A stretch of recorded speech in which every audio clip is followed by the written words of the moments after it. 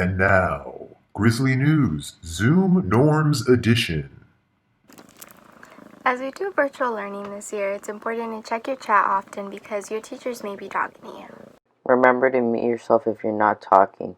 Hey guys, it's Harley. Hope everyone is doing well today. I know we start school soon, so I wanted to talk to you guys about when you're in a Zoom meeting with your class to always make sure that you have the name you want to be referred to as on the screen. But remember to always keep it professional.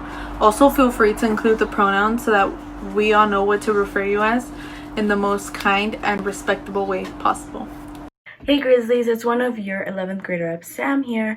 So let's talk about another Zoom norm, which is virtual backgrounds. You're allowed to have virtual backgrounds. The only thing we do have to keep in mind is that those virtual backgrounds have to be appropriate for a classroom setting. So here are just a few examples of what your virtual background can be. You can be at a beach. You can be at the office. You can even be back at ESAP virtually though. So all in all, you're allowed to have a virtual background. Just make sure it's appropriate and not too distracting from the important learning that's going on. Anyway, stay safe, Grizzlies.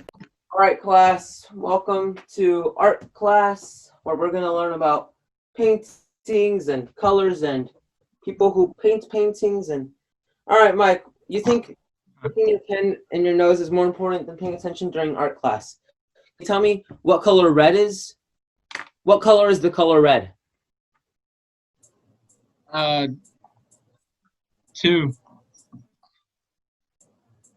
Okay.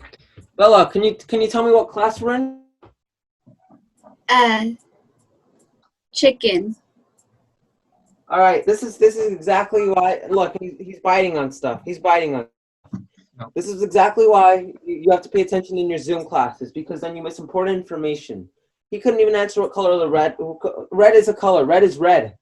All right? And this is art class. So pay attention in your classes, guys. The message of this video is to pay attention in your classes. Because if you don't, you'll miss out on information. And pay attention in your classes. I love you guys once more. Hey, guys. It's Daniel.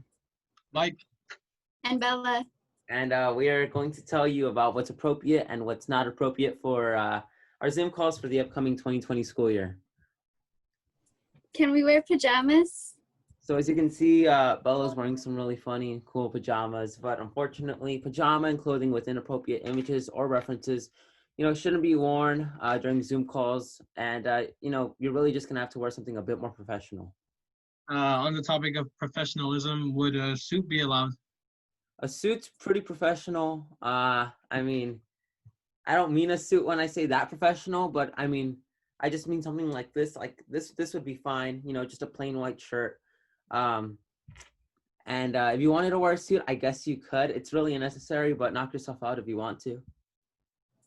Do we have to wear uniforms?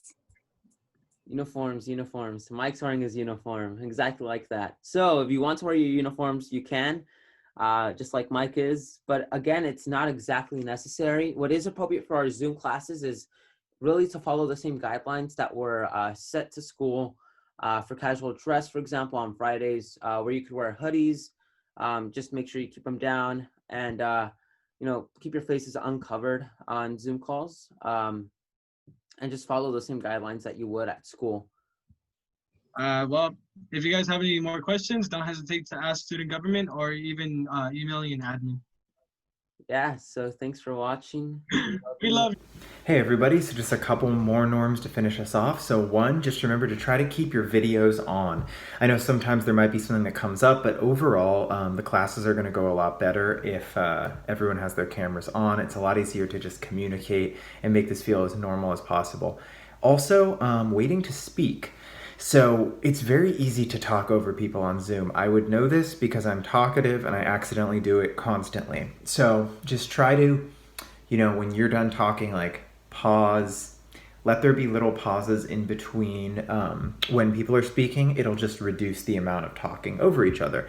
And lastly, private message your teacher if you have to walk away for a moment, just so they kind of know what's going on. Think about in a normal classroom, if you were gonna go get up and go to the bathroom or something like that, it's better if your teacher knows, just so they don't think where do they just go, right? Like if you're gone for 30 minutes, it's gonna feel like, wow, where did this person go? So just clear communication, and that's it. Have a great time, and see you soon.